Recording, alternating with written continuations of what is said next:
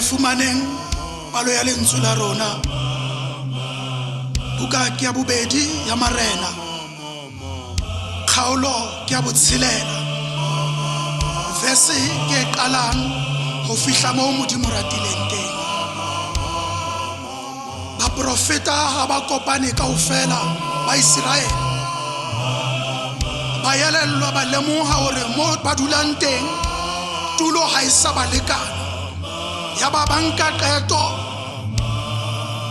hore a re tsamayeng re ye Jorodane. E mong wa bona a re moprofeta re kopa mpo tsamaye le rona. A re ho lokile ke tla tsamaya le lona.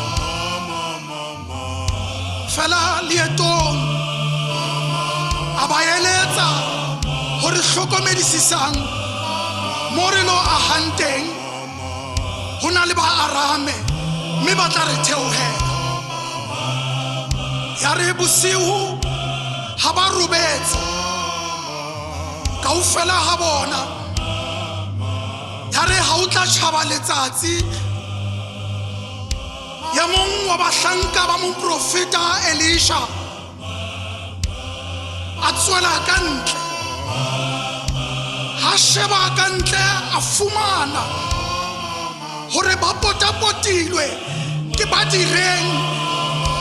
Ke bua ka ba Arame.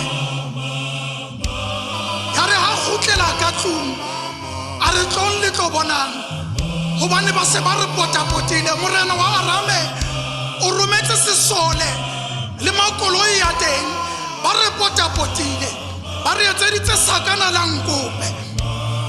O re moprofeta Elisha ha rapela oh morena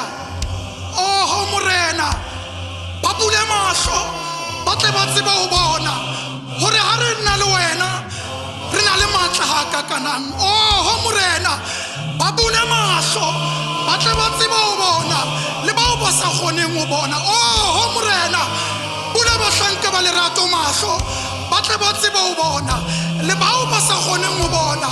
Oh morena o re bule mahlo re tle re tsebe ho bona hore ha re na le wena re bangata ha kakang ha ona dira tseo di ka re hlolang ka Kriste morena. Jesu